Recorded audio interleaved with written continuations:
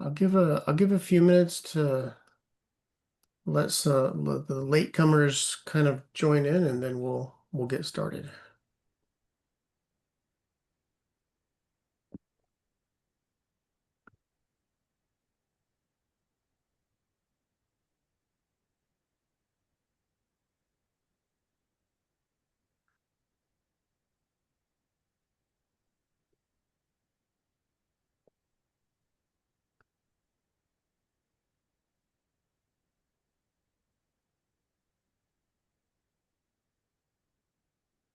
Phil, I love the background image you have on Crush the Chaos. I just love the despair of what's going on back there. Thanks. I really took the time this week to just like appreciate it and look behind the letterings. It was good. It's I've seen so many offices, departments, and companies that that's how it felt when you walked into their office. It felt like everybody was just running around in complete chaos. So I also want a copy of that pie chart. let's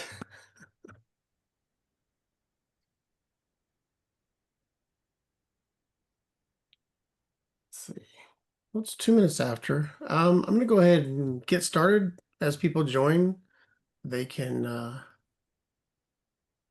they can join in the conversation and listen. So, welcome to Crush the Chaos. I do this event once a month.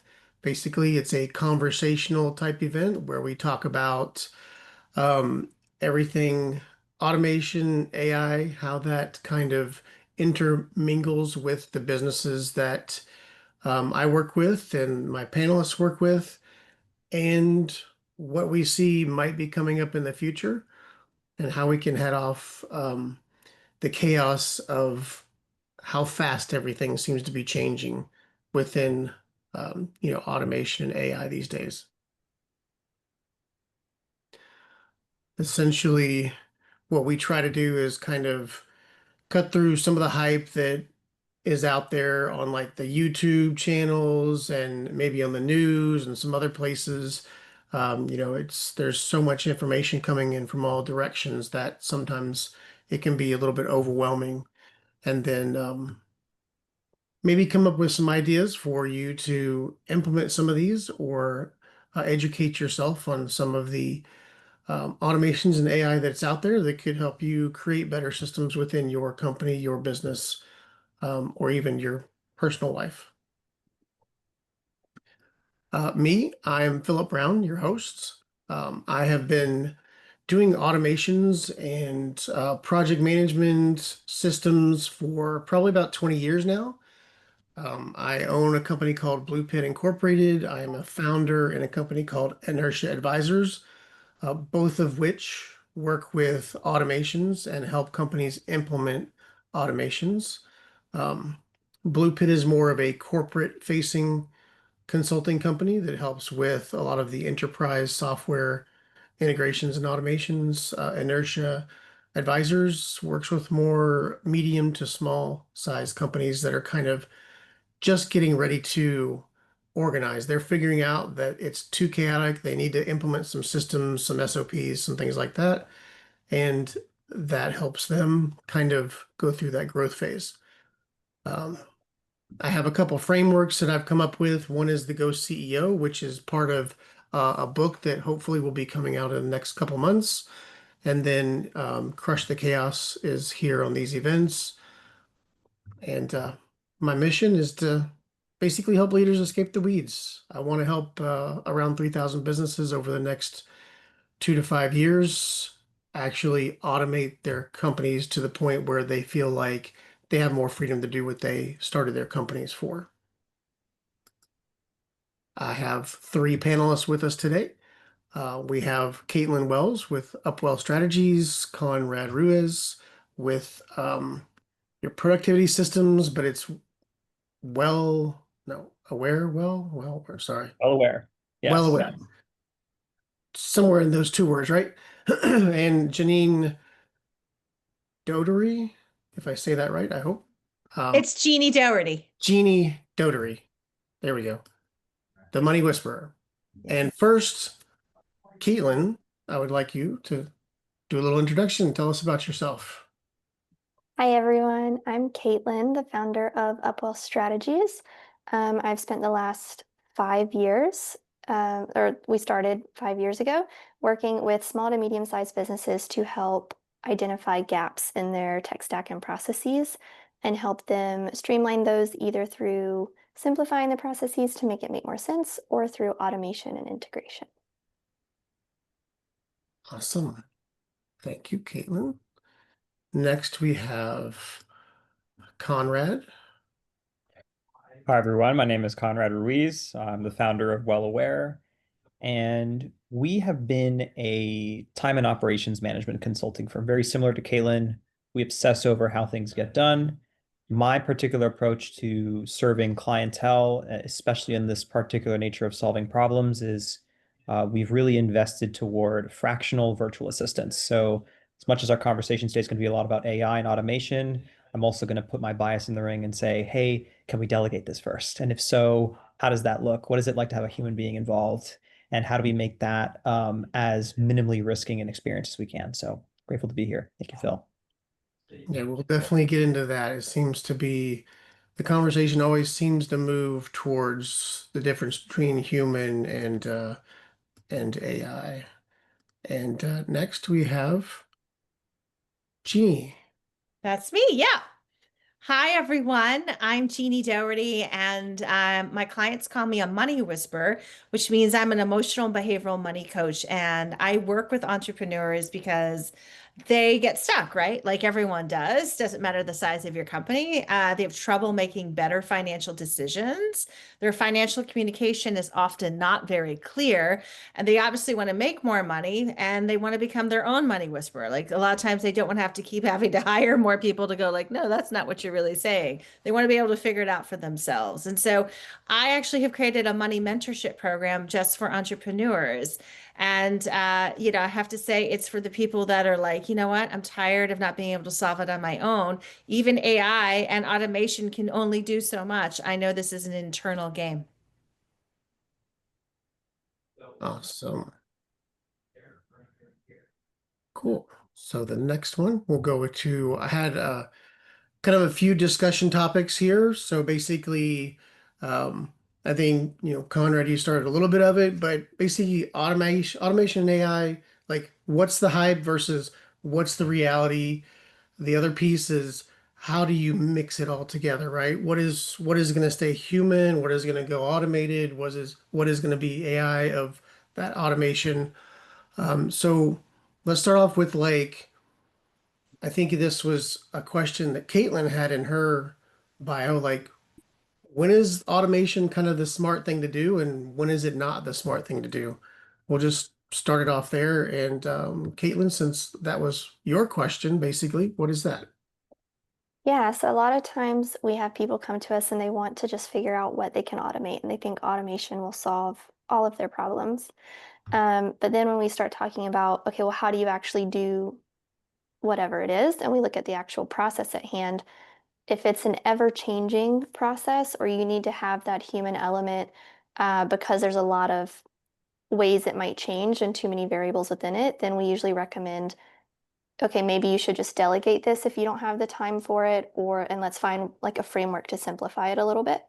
And then if automation makes sense, we usually recommend that if the process is pretty standardized, it's consistent, and they have the tools with the capability to do that.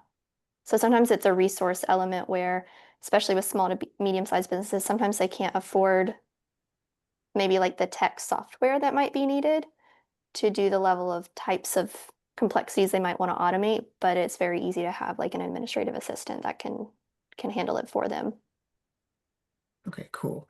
Yeah, I know a lot of people think about automation as like a tech thing, right? Hmm. But you can really automate your company through a VA or through a team of employees or something like that, as opposed to not everything has to be the computer doing it or the technology behind it, buying a software or something like that. So I think that's important. That's kind of where a human aspect would come into that. How about you, Conrad, since we're talking about VAs here now? I Thank you, Phil, and Kaylin, ditto everything you said. It's really interesting when we start to get into certain sort of terminologies that we all want to get on the same page with, of like, okay, what does it mean to automate? Okay, what about delegation? What about outsourcing? What's a system?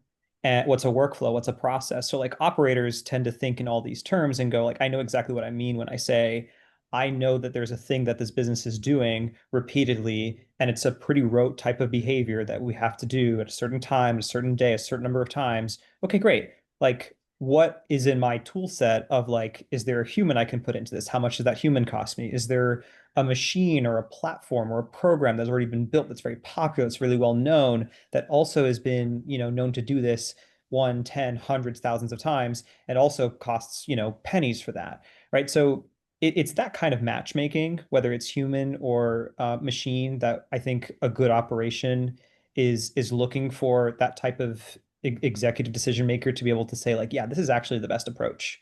This is sort of the thing that I need to engineer here.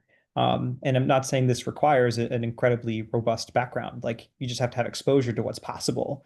And then you have to be able to be willing to put in the time to play it out and see if you can replicate what it is that you're trying to get done through someone else or through something else. Yeah, I like that. One thing popped up when you said that is like, what do you recommend, or how would you recommend somebody looking at um, onshore versus offshore? I'll put it in that terminology. It's more of like, when would you want to hire someone more local to you, maybe in the US or wherever you're located, or when would you look to actually outsource to a VA? I'll say when it comes to the difference between onshore and offshore talent, skills wise, parties could be completely the same in what they're capable of doing. In terms of how both parties approach it, there's certainly going to be certain types of user experiences in terms of your customers want to engage with someone who's culturally connected to them. That might be difficult if the person who you're speaking to, whether in the Philippines or Latin America or somewhere in Eastern Europe or Africa, maybe they may lack certain custom tone, personality that your customers are really particular about wanting to have, right? So that's something to think about in terms of where onshore versus offshore, maybe onshore is maybe the better approach. Um, at the end of the day, companies are always going to seek to increase their margins and effectively, compete more effectively in the marketplace. So when it comes to the difference in terms of costs, that is usually the biggest thing that everyone's going to argue. It's like, well, if I can pay for someone across the world $10 an hour less than what it cost me to have the same type of talent here in the US, for me, it doesn't have to be 10, it could be 20, it could be 30, but whatever that number is, that plays a huge role in the finance operations brain of the business. And I think Jeannie's going to talk about this really well in terms of like, hey, it's just so much less expensive to do this way with this type of talent over here. All I have to do is account for differences in time zone, communication, but I still have to expect I'm getting the same professional here versus there. That has to be bar none the same standard across talent. Cool. I like that answer. Jeannie, how about you? You want to chime in? Yes. So one of the things that I've noticed is that it's the complexity of the decision.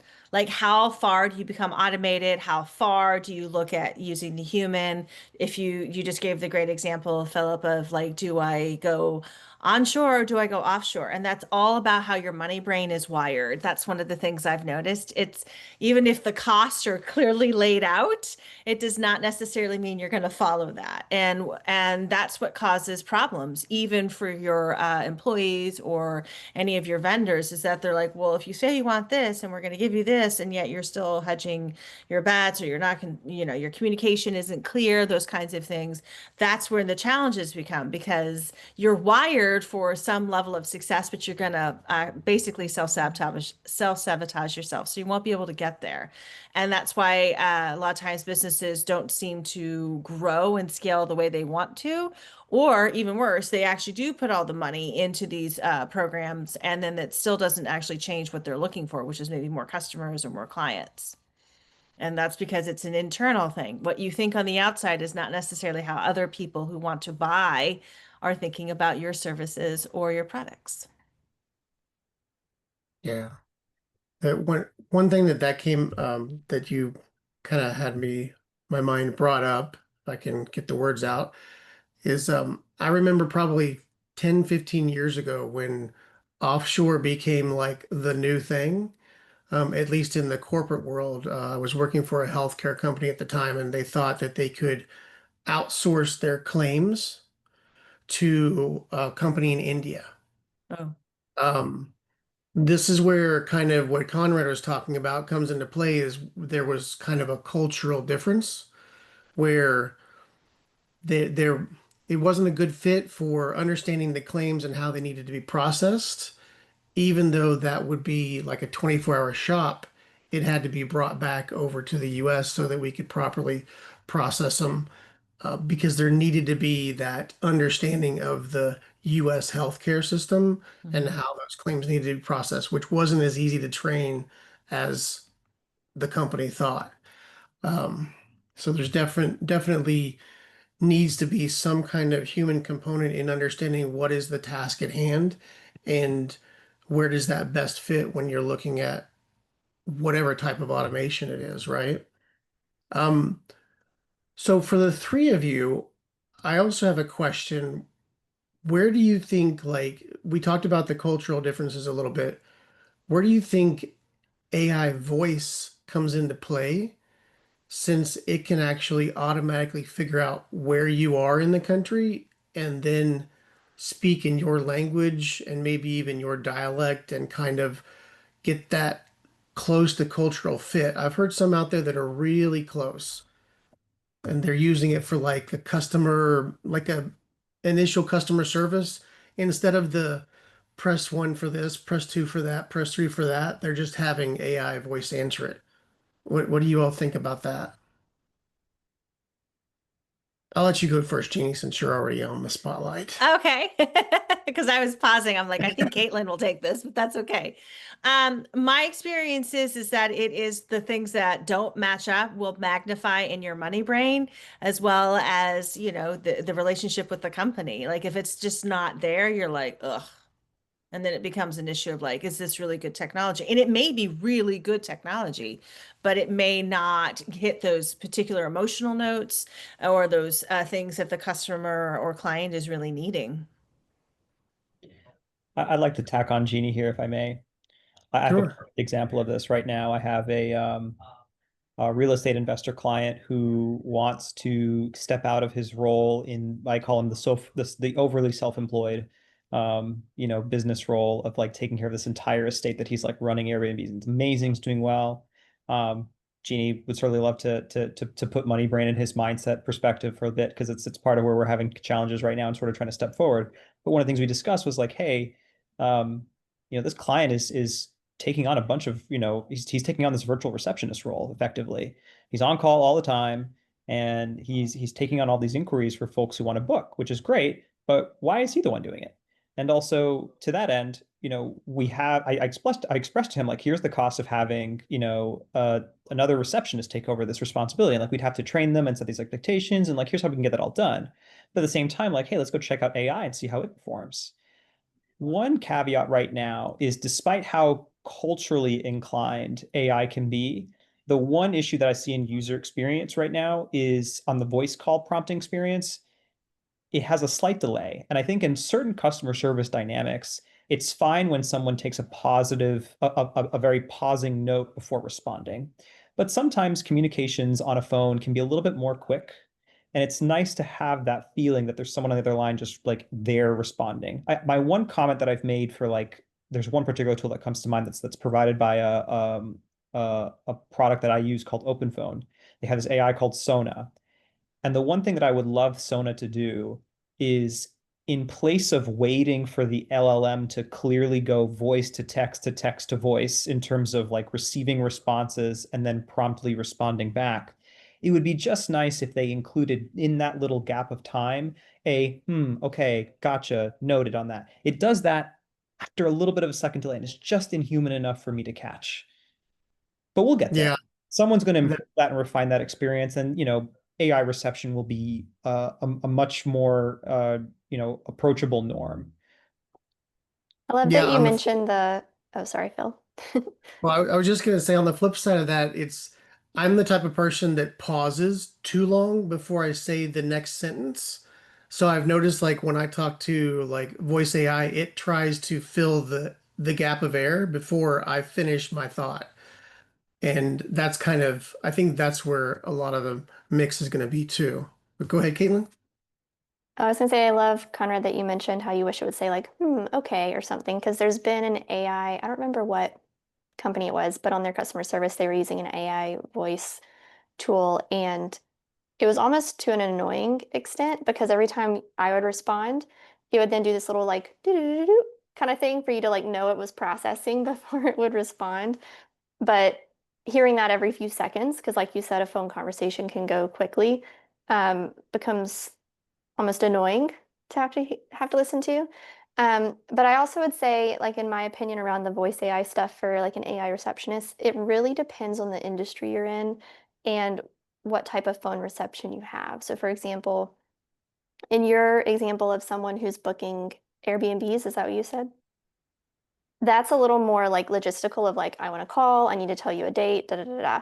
But then like for one of my clients who's a counseling and therapy center, when they have calls come in, it's you need a very human approach because you have someone calling who needs therapy, may or may not be in crisis and like need something, some sort of serious help soon.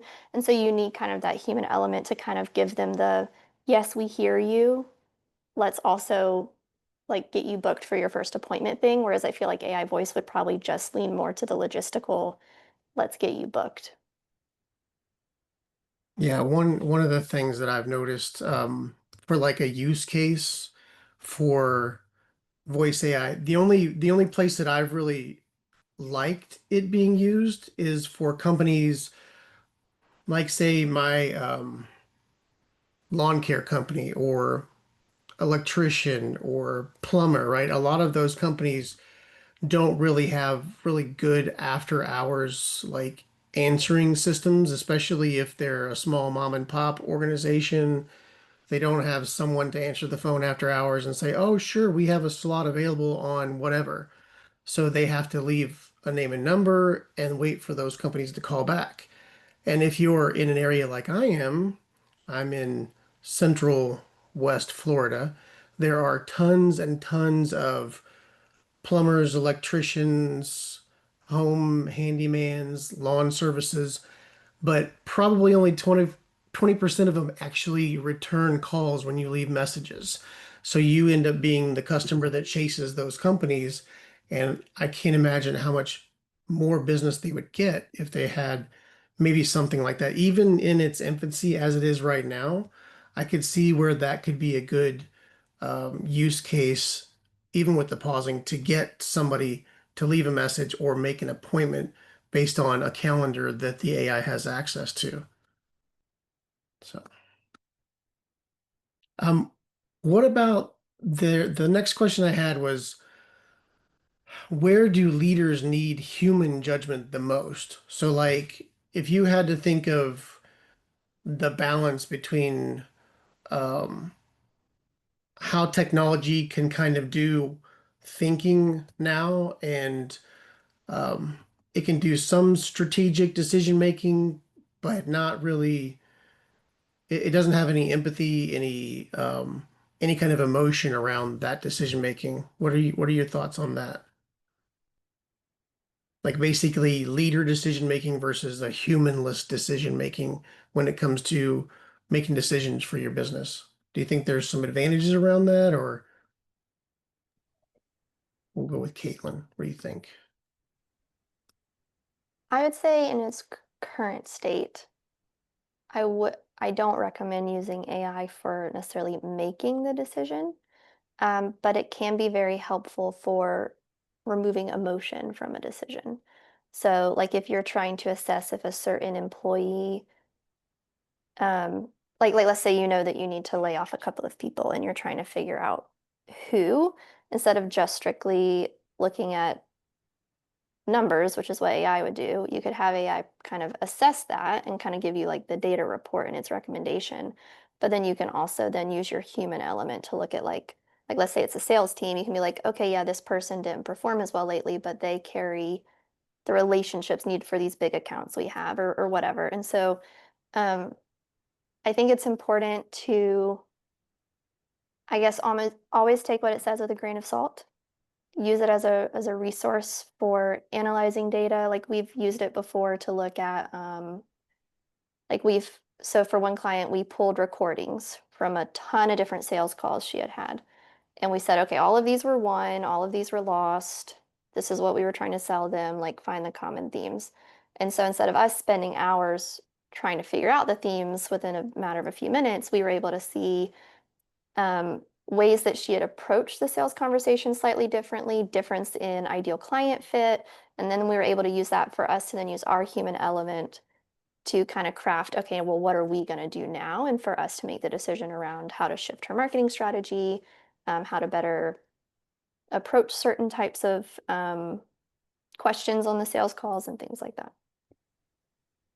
Yeah, that's cool. That makes me think of a scenario where I had a sales guy. He wasn't making any sales, and I thought the training was good, but in assessing it, it was really on me not training him the right way that was kind of hindering him on making the sales. So once the training, I brought somebody in to help me with that, and once the training was improved, he improved significantly. So I don't know, like you said, the numbers game on that wouldn't have been good because obviously they would have been low. AI probably would have recommended just, get rid of or replace that person, but instead kind of investing in them really helped. And it it was more appreciative in the, like reciprocated appreciatively, but from him, like, oh, thanks for helping, as opposed to just like, you don't know what you're doing, get out of here type of thing. Yeah, it can also help kind of call out your own flaws as the leader. This is Like we true. did that for that particular person and for someone on her team that was selling, because we had noticed that like person A's close time was very short and person B's was not, like multiple months. And we were trying to figure out why. And we found through doing both of those analyses and then comparing them that person B approached those conversations more from like a consulting perspective. So instead of like doing typical tactics to kind of try to close the sale, she would almost give too much information. And so a lot of times those leads would kind of get just enough of an answer or a solution that they didn't feel like they needed to go ahead and buy. And so that was very informative for person A, who was the founder, to better train person B on how to improve her sales conversations. That's cool. Yeah. It's a good indication of use it to a certain point, but then really, you have to have that human element in there. What about you, Conrad? So I like the premise of like decision making as a workflow. And on the front end of the decision making workflow is just receiving information that you need to make a decision on and like being the one who understands like what's the actual problem. Then going on the back end, you can sit down with a tool like AI or a peer or an advisor, right? It doesn't have to be machine in order to understand the workflow premise, but now that we have AI and it's so readily capable of performing in this sort of analytical role, you can then feed it this information that you've received on the front end and say, hey, this is what I'm dealing with. This is what I'm trying to solve for. Do some digging on this, right? Go study all the material I've given you. And then based on its output, now you're back on the front end trying to figure out, okay, where was this all logic sounded? Like, going back to like, being a kid and like you do your math homework, right? But your teachers are always asking you to show your homework. How did you get from point A to point Z? And so with AI, you're just going to do a little bit of that quality assurance to make sure that the logic that's being produced on the back end is sound with what you would want to deliver on the front end. Otherwise, you end up in, some of these funny news stories about how like lawyers are like submitting, case study material that isn't actually real. And outside of those hallucinations, there are genuine mistakes that a system can make just because it's a system. It's same as people, right? People can make mistakes and can give you, bad decision-making advice. It's up to you in the position that you're in to ultimately refine that and determine both for good and bad information that's presented to you, what is your ultimate next step. To Caitlin's point, I think what does come to be a bit of an interesting chaos factor, both on the good and sometimes in the wild side of things, is just how quickly you can get something that would have taken hours, days, weeks, months in a matter of minutes. Like that is the sort of the absolute fantastical nature of what we have at our disposal today. Yeah, definitely can get information faster, but it's always for me, the human element has to come in place with the trust but verify, right? You can you can trust what it's giving you, but make sure you read over it and verify that it's actually correct because you don't want some presentation from Law and Order series being stuck in you know, your trial brief or whatever it is, right? So, I think what's cool is we, as much as AI has come to speed everything up as we sort of feel it, take your time. I mean, you're getting a decision. I will sit on a proposal that I could generate in a matter of minutes, and if I really crunched and accelerated on it, I could turn around after having a discovery with someone and say, hey, here's my logic on what's next. But I'd rather sleep on it. I'd rather set the expectation like, hey, I'm going to get this back to you in a week after I've done some iterations and had some good nights to really think over like what is exactly I'm going to say we should do next. I think that's fair decision-making practice in the sense that human beings do need to think on things. AI can be incredibly fast. It doesn't mean it's incredibly right. yeah, I And think it reminds me of was it Steve Jobs, move fast and break things? But I think with AI, it's a little bit different because if you let AI move too fast and break things, it ruins reputations. So you have to kind of have that medium because entrepreneurs like to really move fast, right? So I like your idea of like get it done fast, take a little bit of time to sleep on it, and then you can move forward with it. We have to get over our impatient gene though, because today's society is so impatient. Um, what do you think, Jeannie? What's the money mind on this? Well, I was smiling because we are all doing what you were said, like what's the missing ingredient, which AI cannot do in these scenarios from what I was hearing, and that is AI isn't curious. We are. That's the human factor. Even though we know AI isn't mimicking empathy enough or clearly because we can sense when something is off, but AI, from what I can tell so far with these systems, are not curious. And you're right, Philip, if we don't do our due diligence, if we're not smart like Conrad to sit down and like go, what does this data mean? Or what does this proposal look like? Should I do this now or should I do something later? And I think the people who are lazy, which are not all business owners, but there are people out there that are lazy that you may have accidentally hired, whoopsie, and you've got to deal with that because people will just be like, "Oh, well, this is my work. I did it."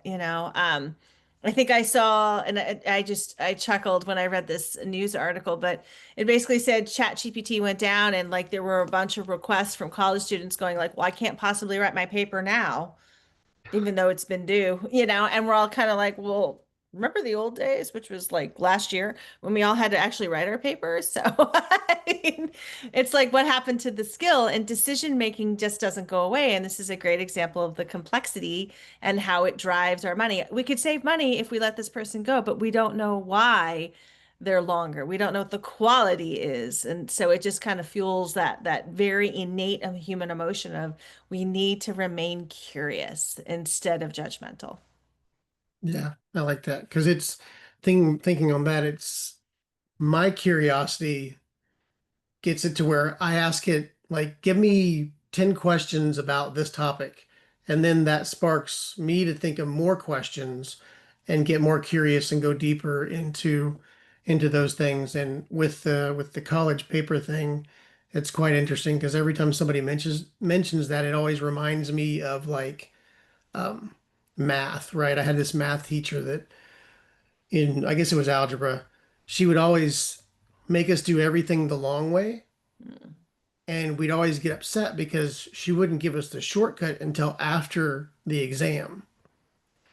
But basically, we had to do everything the long way, and then we got the shortcut. And I think that's one of the things that we're learning now with, especially with students, is like You still need to know how to do it, and you still need to be able to do it. But then you can take the shortcut, because then you can do the trust but verify and make sure that it's really doing a report on the book that you need to do a report on with the information that's in the book because you know it and you read it. Now you're just kind of having it give you an outline and filling in the rest, because you still have to give your twist on it, right? Exactly. I love how you mentioned that a lot of them were like, oh, I can't write my paper. I saw an article maybe 4 months ago where some people had researched to see how, I guess, excessive use or like high use of AI was impacting people's ability to do a lot of those common actions on their own. And they were seeing that people were not having like brain atrophy or anything, but people were starting to like almost like forget how to think creatively or do that type of strategic stuff because they were leaning too heavily on letting AI make that decision for them. Oh, that's a great one, Caitlin. That question for you guys, because there's a different age range on here. So, how many phone numbers can you recall right now without looking at your phone? Probably just my immediate family, like four. Yeah, I think maybe about 10. Yeah. So now, before phones, how many phone numbers before cell phones? Like, I don't know the age ranges, but so I'm old enough to know before mobile phones, and I could remember probably 30 or 40 phone numbers, like all of my friends, all of my family. I could instantly like press it in and call them. Now, maybe two or three phone numbers are in my head because I depend so much on, the phone or the computer to get the phone numbers. So I think that's what we have to look at when we come to AI is like use it, but don't kill your memory because of it, because there's things that we need to retain. And I go always back to if you don't use it, you lose it, right? With anything, like if you don't use your body, it breaks down. If you don't use your brain, it's going to rewire so that it has capacity for whatever you are using it for, right? So it's kind of it will be something interesting to see how that goes in the future with people using AI more to like start things off instead of somebody getting writer's block and have to figure out how to get over writer's block to actually get their book finished. They can just go to AI and have AI spit out some suggestions, and then that gets the creativity spinning again. But that muscle kind of gets loose, right? Phil, So I think, I want to step in here on relationship management in particular. So I think this is you're bringing up a really funny workflow. I don't recall a vast majority of phone numbers at this time. Um, but I realize how important it was to build a solid habit and process around revisiting people's faces, people's names, and then as a result, remembering what kind of conversations I had with them and having a good system for checking in and following up with them. We talk about how AI is capable of replacing our more capabilities of recalling basic helpful information. One of the things that could be really dystopic about AI and its overusage is you could imagine a world in which AI replaces our responsibilities to text and relate and to build communications with other people. And you could imagine, I try to have this conversation, frankly, with like lead generation specialists in my world, because they're spending a lot of time, commenting on my behalf and building relationships on my behalf, and just in the name of my personal or professional persona. And to that degree, I still have a responsibility to look at who they're talking to and to recognize that there's been this conversation that's being held between that persona and my persona. And when there's an opportunity in which the two of us, the actual persons, then get to meet, we have to reconcile all that communication that had occurred in order to recognize where we actually have built the status of our relationship around in terms of communications. So it doesn't necessarily just have to be an essay. It could literally just be the communication channels that you've been having with other individuals and whether or not you take ownership of those conversations by literally reviewing and quality assuring, no less. But even just being aware of them. Right. Yeah, that you gave me an idea there. I recently got a Plod. So now I can record everything everywhere. I can go to networking places and record all my conversations and don't have to remember anything. So when the hardest thing about networking in a large group, right? You have to remember faces, names to faces, and then what you talked about. With the Plod, you only have to remember the name to the face because the rest is stored. So it's going to be interesting where we go um, from there. I also wonder if that becomes a time saver or not, because kind of like how you now have to go into your phone to look up a phone number to call someone, you might remember the face to the name, like, oh, that's Caityn. Yeah. But then you now have to go in and review the summary of what you've talked about with Caityn so that you can remember, because you kind of told yourself internally you didn't need to remember it. Whereas without the little, what's it called? The little pocket thing? Plod. Flawed, you might just in a regular conversation, when you don't know that you have that tool available, you would then just remember. And the next time you see their face, you're like, oh, how's your kid that just moved to college? So it'll be interesting to see how that affects stuff. Yeah, definitely. And I think there's it so much also to be said about sorry, I don't mean to interrupt and interject, but there's so much to be said about how you apply your consciousness into these workflows that are effectively AI assisted via whether they're recording text and transcribing, recording audio and getting you summaries, or recording video and giving you the recap of who you saw at a conference of 1,000 people. Yeah. Yeah, I mean, we kind of have a little bit of knowledge on how to do that, but it was more of a human to human type scenario, right? So secretary to like boss, VA to, whoever. Um, there could be like with my VA, she could have conversations in LinkedIn without me, but I still need to go back and review those conversations. So when I get on a call with that person, I understand what the conversation was about, and kind of what direction I need to take that conversation, right? So there was kind of that before AI, but AI is just going to make it more prevalent. So, but yeah, I really like being able to remember a lot of things. So I'm not really wanting to depend much on AI to remember for me. Uh, I wanted to add, I feel like we're kind of missing again some of that human element. Like you just gave the example of like remembering people at networking, when you do show up in person or even virtually. I have certainly met people who want to absorb all the data, all the information, and then they're just going to have their AI then send out automated emails, etc., text messages, LinkedIn, all that stuff. And what I've noticed is that that's not a strategy. That's just hoping that you'll hit a number kind of thing. If I just increase the numbers, my odds should increase. But the problem is that if you actually had a conversation that lasted past 2 minutes, you might want to know like who the heck are you looking for in order to network, and how can you help them? That's the whole point of networking, is that human experience of how can I help you, Philip? How can I help you, Conrad? How can I help you, Caityn? Not like I'm here to just take away. And I think, again, that is one of those challenges. If I have all the data, then I don't have to worry. And it's like, but your job was to help. And so you need to have an experience to know how to help them. there's also the relatability.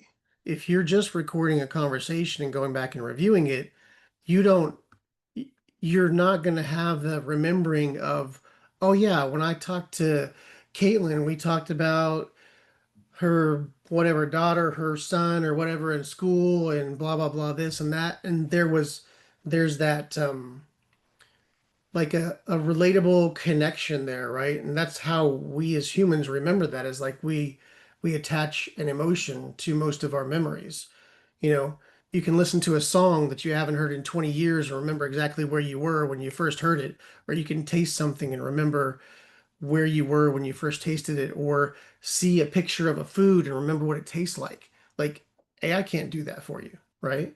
So there's that component that's inherent only to humans, where I don't think the computers will get that exact in our lifetime. Like maybe they'll be able to taste one day, but I don't know that any of us will see that. It's going to be a long time. Um, so I don't know.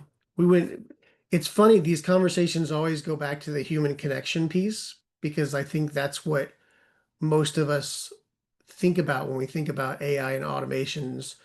Um, and they're going to take your job or whatnot. And I think AI is just another tool, like your computer or your laptop or your iPad or your iPhone or your Samsung Pad, whatever Android phone.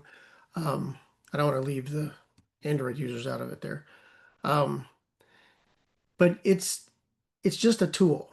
It's going to be something that you can put in your arsenal of tools that you use on a daily basis to help you do what you do, either in life or in business. So I think that's important for people to keep in the back of their mind. And something comes along and zaps all the electronics, and all of a sudden we don't remember anything because we've let the computers do everything for you. It's just going to be a lot of us running around like chickens with our heads cut off. It's like, I think about that. I'm like, okay, well, are we making ourselves smarter or not? So, I got one doomsday prep for everybody. Get a Faraday bag. Um, have it be able to fit a basic computer that will last for a while. Have a good solid hard drive where you've downloaded. There's these great open source systems for downloading like all the world's information effectively, and you can get the newest updates like every week or so if you're this, inclined. But you can, I think to your point, Phil, I think, it's not about what all these tools are capable of doing, whether it's the earliest stages of tech that started to bring up the ability to buy back time and streamline the workflows to what we now have today and what it's going to become, which is just more and more autonomous. These agents, they are, in my opinion, I do think yes, it's a tool, but this particular tool is unlike anything we've seen before. right. Agency is not necessarily just any tool. It's agency. And so as dangerous as it is to try to maintain and make sure that it follows the sort of the conscientious path that we set out for ourselves, the real responsibility for any executive is to be very conscientious about what you're doing. Um, and to Jeannie's point, what you're helping with. And then to the extent of the actual workflow, it's just a principle of, okay, look, I can stand on the shoulders of these giants in terms of technology and workflow and capability. But within that, I have a really conscientious idea of what these things are doing with me and for me. And I'm there to then make the front end decision about what it is that is going to happen next as a result.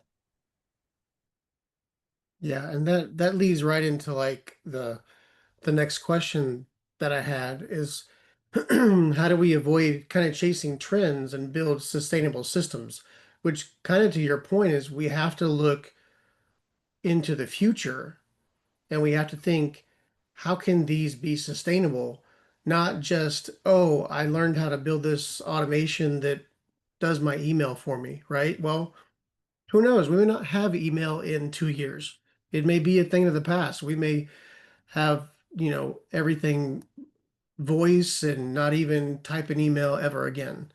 But, we don't know where that future is going to take us.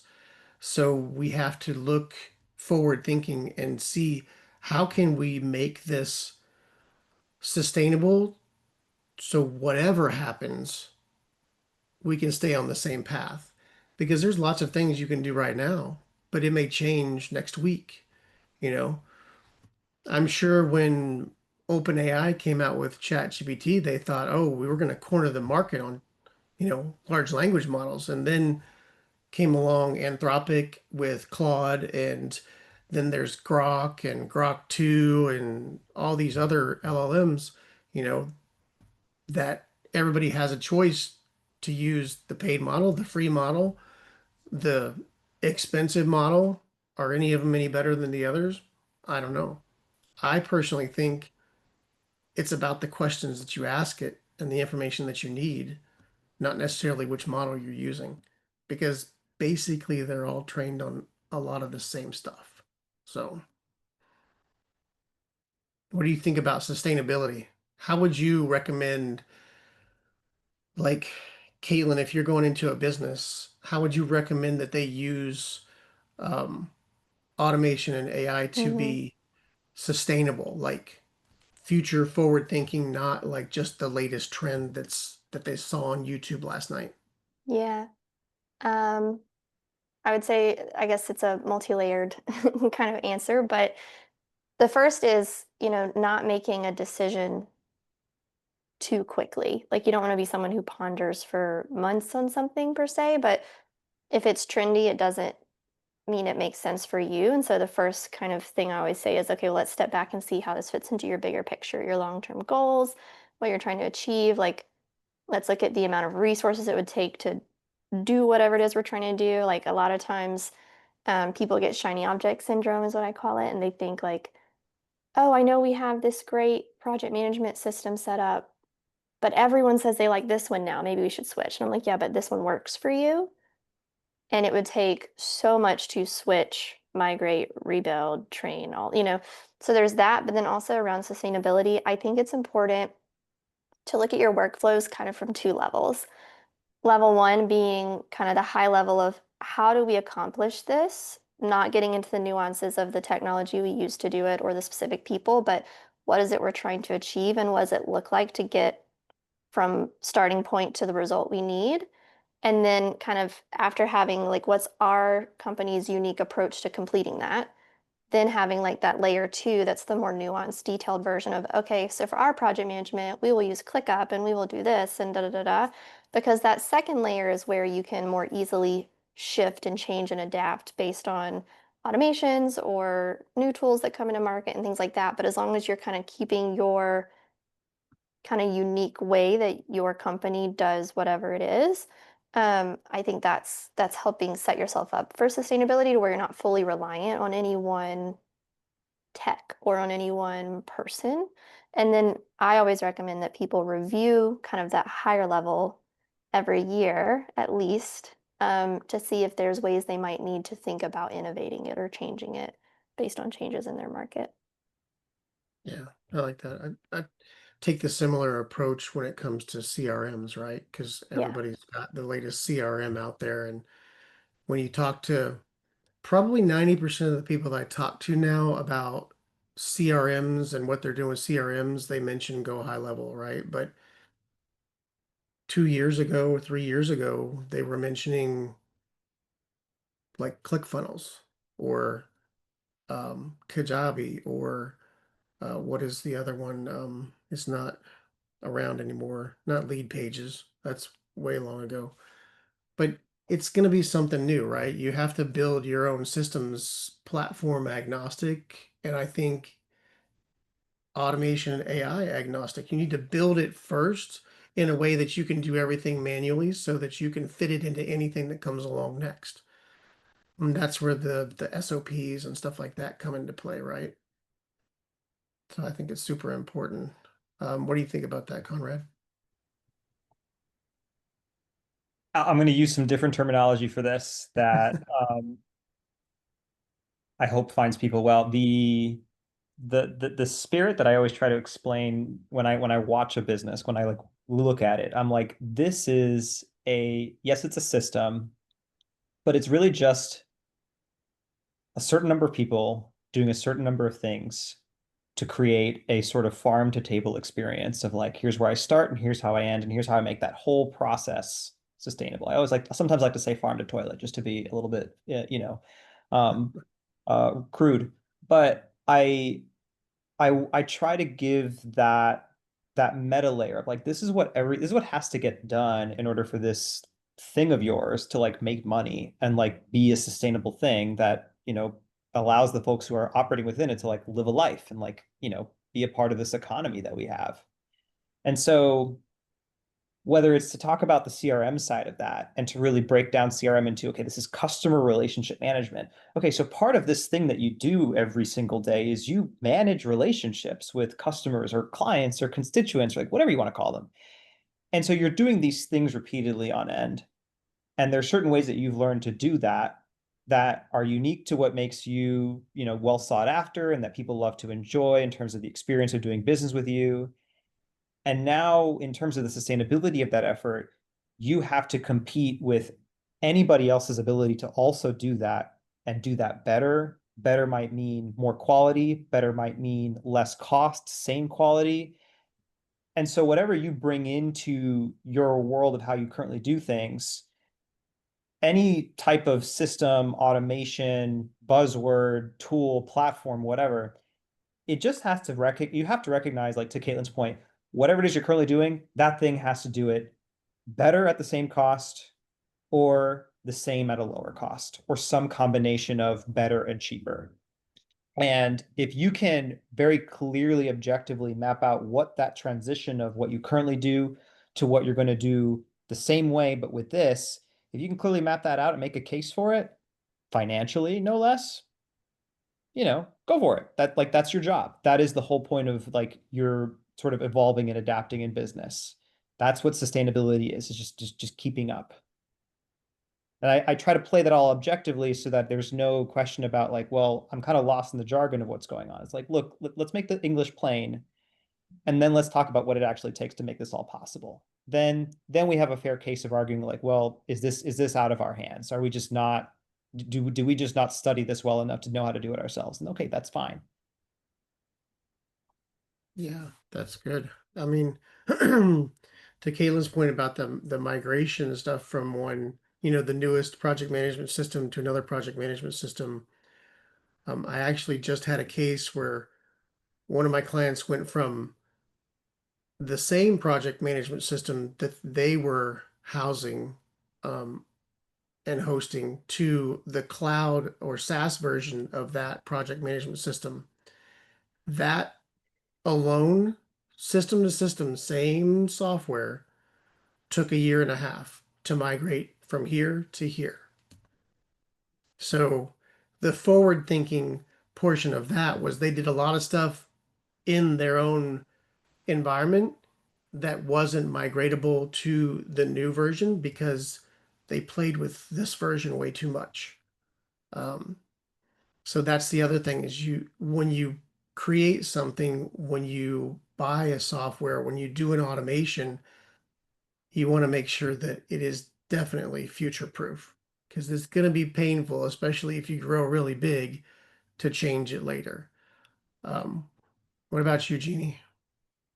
So I had many thoughts, but when I was thinking about sustainability, I was thinking the best way you can ensure your sustainability in your business in terms of technology as well as process and productivity is your money brain.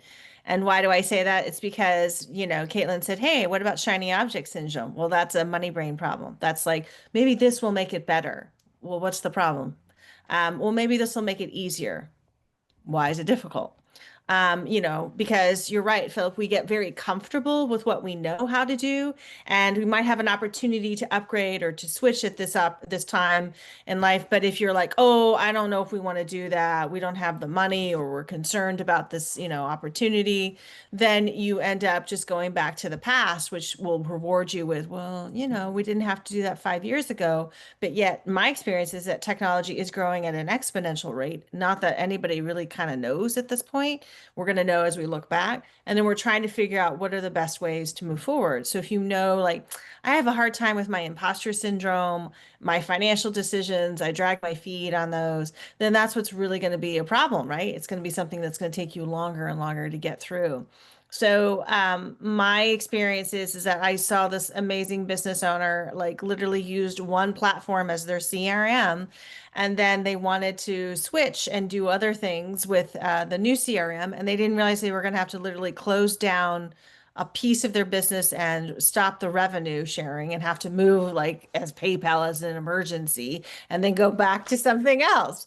And I just remember thinking like, wait, you said you're really good with tech. Like, what happened? But they ended up with shiny object syndrome. They didn't realize that they had become comfortable and stayed at one little area with their technology, and they could have kept going with it. It wasn't like there was anything wrong with the technology, which gets into the sustainability piece, but they wanted to do more, but they didn't have the right software to get them there.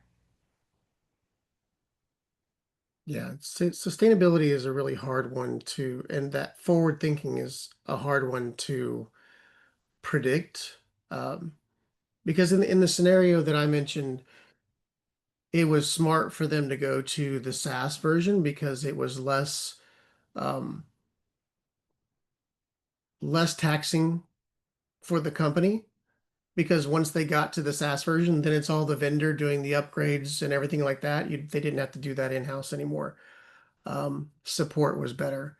But I can see where, like, for instance, I don't know if you guys know it, but most of the big hospitals in our country are still on very, very, very old systems.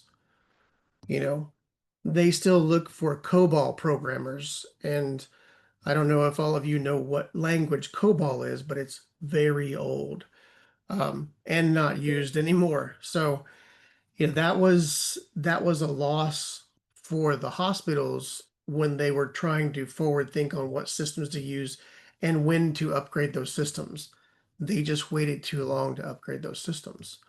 So, but on the flip side, don't be don't be an IBM where you're the CEO and you say, "Oh, that cloud stuff's not going to go anywhere," because the reason that IBM wasn't in the cloud game is because they didn't forward think enough to understand that cloud computing was going to be a thing.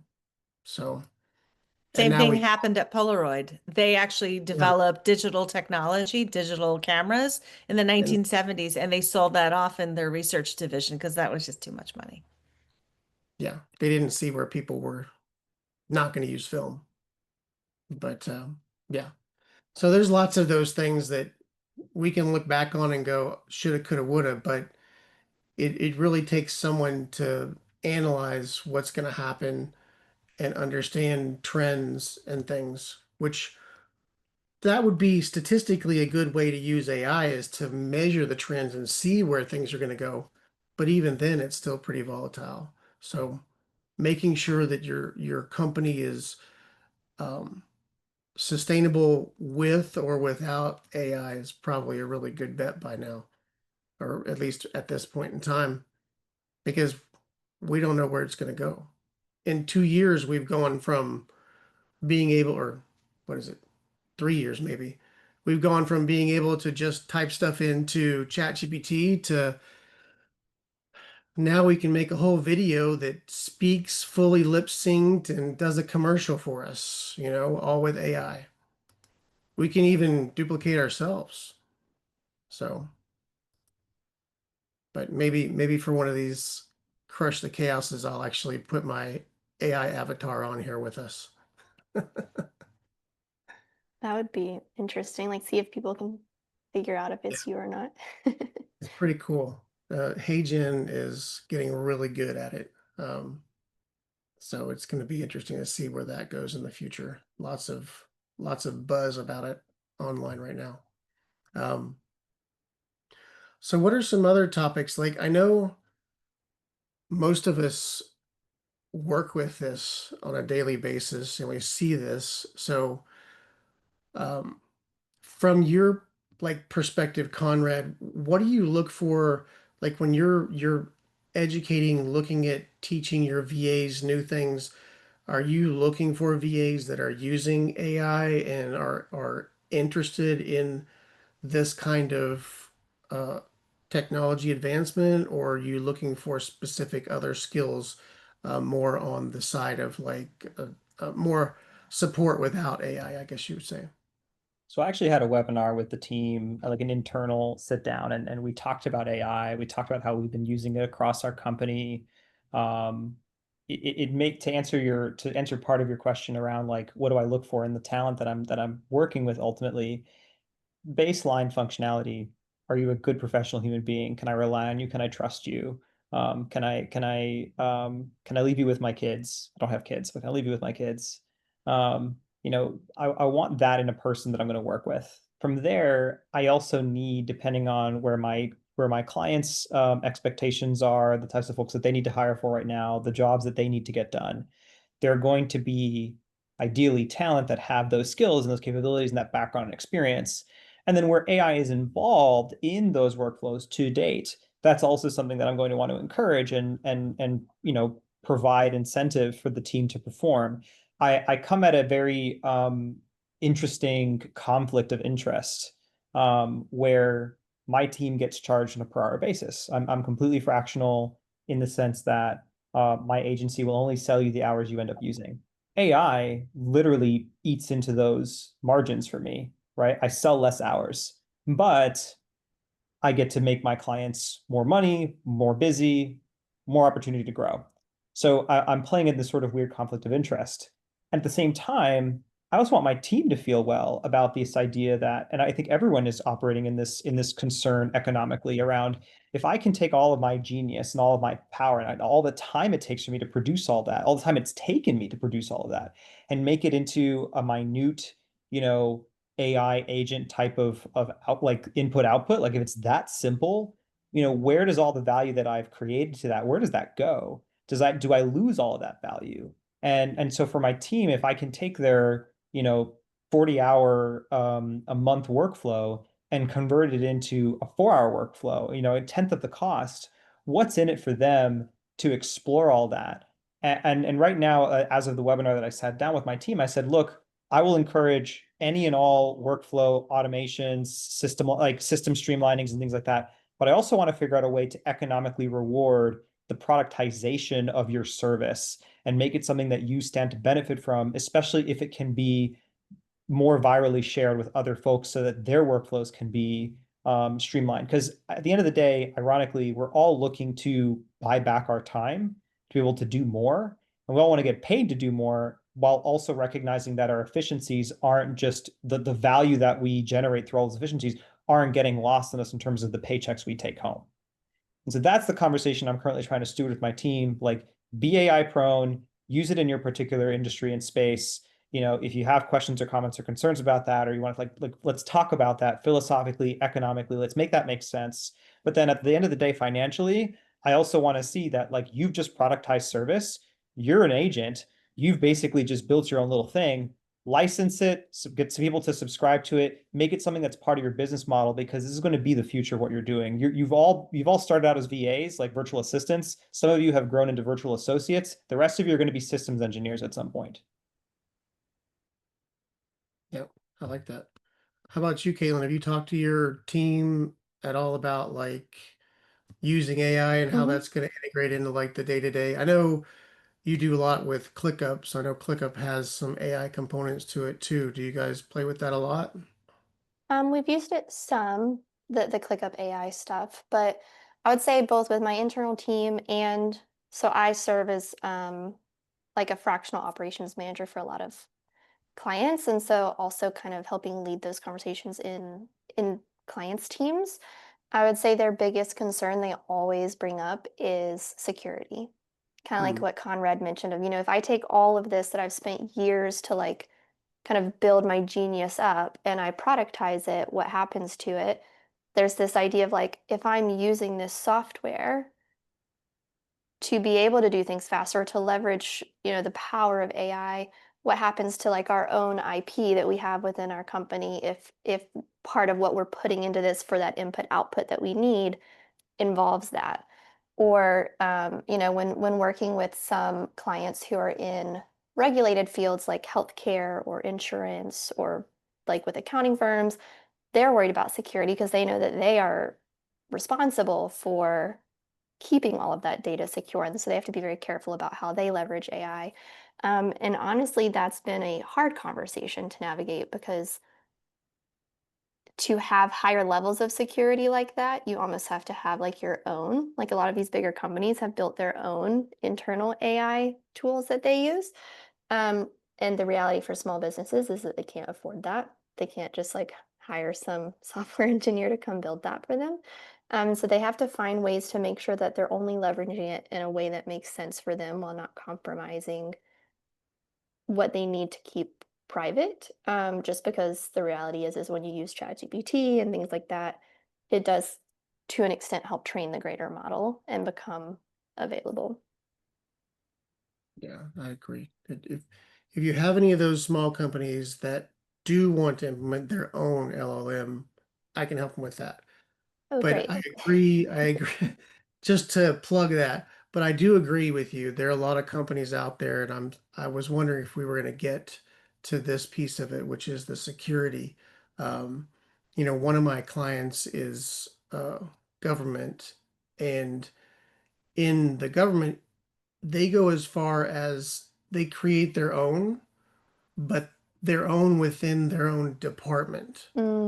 So, Mm-hmm. like for instance, like NASA will have their own, DHS will have their own, and even down to like CBP will have their own, and some of the other agencies they have their own large language model that they name various different names, and they train them. They'll pull in one of the open source ones, but then they'll cage it in and train it on their documents, and then they have very specific rules around who can access it, what you can say on it, and they basically have what I'll call system prompts that restrict certain types of questions and things. Like if they Similar ask a to, question, it would say you're not authorized to ask that kind of thing. yes, similar to why ChatGPT you can't have it make a naked photo of Donald Trump. I don't think anybody would want that, but it'll say I can't do that, right? Mm-hmm. So it's those kind of restrictions behind the scenes. And that going to the it's going to put me out of a job thing, that kind of stuff requires a software engineer to do that and to restrict that LLM so that it can't get out Mm-hmm. and pull back information or send information out. So yeah, I have Your one other your client who examples has. of that were like really large organizations. And so you mentioned like your little plug for small businesses, but like what are the realities of it actually of small to medium businesses even being able to have something that secure like their own LLM in that's caged and has all those restrictions Sure, I have one on my laptop. that you built yourself or Mhm. that you have for Well, like your own? I pulled an open source model Hmm. and put it on my laptop that's contained within, and it Within doesn't, your laptop. it's Oh, not that's able cool. to go and do anything, so it can't send anything out. And Hmm. there's ways to make it one way, so you can give it the ability to go and search the internet and just not send anything out. So as long as the data that you're giving it remains on your machine or server, wherever it is, it's not going to send it out unless you tell it to send it out. It would What be, about with remote first teams? Like if they're scattered everywhere, how would they share that across their company?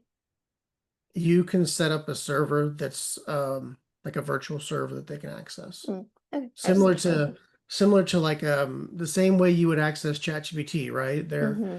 They're just a web portal to their server center. Caityn, you're asking really great questions that I've had answered by my own lack of Hmm. information and study on this. There are some really cogent IT companies that will tell you for that the size of your organization, small, medium, large, and whether or not you have HIPAA compliant requirements or whether you need, internal localized to a specific department. They will go to the extent of explaining to you the hardware, software, cybersecurity, and then policy requirements that you're going to want, depending on how big you Wow. to have that sort of three-layered infrastructure of like this is what it's actually going to take. And then to the conversation of theme here around like future focus, like you have to take care of that little open source thing because it's not keeping up with whatever ChatGPT is spitting out Hmm. next month. Yeah. So That's the downfall of it is you have to actually continuously train it on anything new that's coming out in the models. And That makes cybersecurity sense. is a big thing as well. That's that's the next big piece that nobody's talked about that we're going to see come in play, because there's already been a few things out there about like amateur hackers figuring out how to hack things that they shouldn't be able to figure out how to hack, but the AI has helped them understand it. Um, It used to it take months for a Korean to get access, stalk for months, wait for the key opportunity to get the information. Now they can just, if there's an AI system just openly embedded into the entire infrastructure of this organization that they just fished themselves into, they literally can just say, hey, give me all the information I need to like hold this company hostage. mhm. And also tell it to me in Korean because I don't speak English. Like, Yeah. yeah.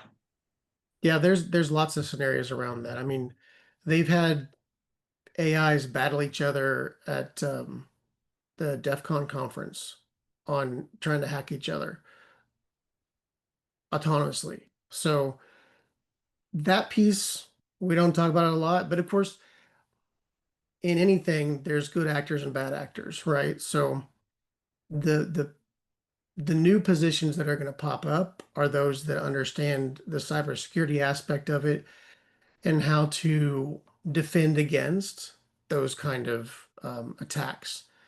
And the other piece is how many of you, if you do download an old open source model off of the internet or off of Hugging Face or wherever it is you're going, are paying attention to where that large language model originated from, and if it has anything loaded into it as like a Trojan horse or something from whatever source you got it from.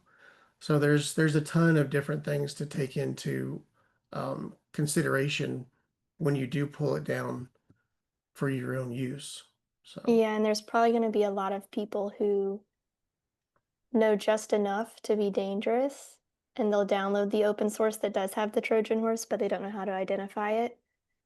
And who knows how many times they'll use that to build custom ones for a variety of different people. right. Yeah, that's the scary part, is like somebody is going to use that to build off software and then sell the software. Hmm. Um, but that's also happened before, not with AI, but with software that was reused from open source repositories. So Hmm. the government got hit with that. What, a year, 2 years ago? There was a big thing. Supposed to be a security company, but Two days ago, hackers got into a an account for someone who managed a couple of open source software packets that are downloaded millions of times a week. Um, well, Ironically, it's that simple for our. I think the biggest challenge, and this is the growing trend that I see. It's that to your point, Kaylin, it's the ability for user behavior to be to be dangerous. Um, as naively as it just has to be in order for it to be dangerous, it becomes more and more easy to be more and more dangerous in today's world with how you engage. yeah, And accordingly, your your biggest threat in terms of your own being dangerous in that respect is just how convenient it is, or how conveniently it is made for you to do things in a non-secure way.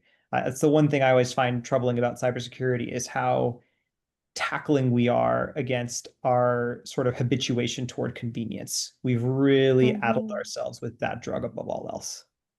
yeah. There's two things that came up there. Is one, I talked about this in July with one of my panelists, who's a cybersecurity expert, and she was like, "How many of you have ever read the agreements to every app that you've downloaded on your phone?" Right? And then how many of you have a banking app on your phone?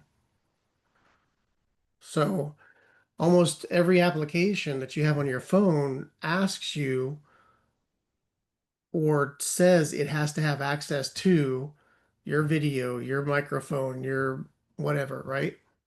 So we have to be very careful. We've gotten into a place where we're very complacent about downloading certain things. We don't, it's like, oh, I need this app. And you downloaded the latest game and now you've got a Trojan on your phone, or different, just different scenarios, right? So that also brings up how connected we really are, but our connections aren't always safe and trustworthy, which right. then impacts, like you just were both describing, actually, all three of you, or describing about, can we trust? And if it's not secure, should we continue? And does that matter? But what if we hire somebody who's like, I'm so used to working in an open, unbridled, AI, and I'll just go home and do this anyway with your work, and it's like, oh boy, like what did we create?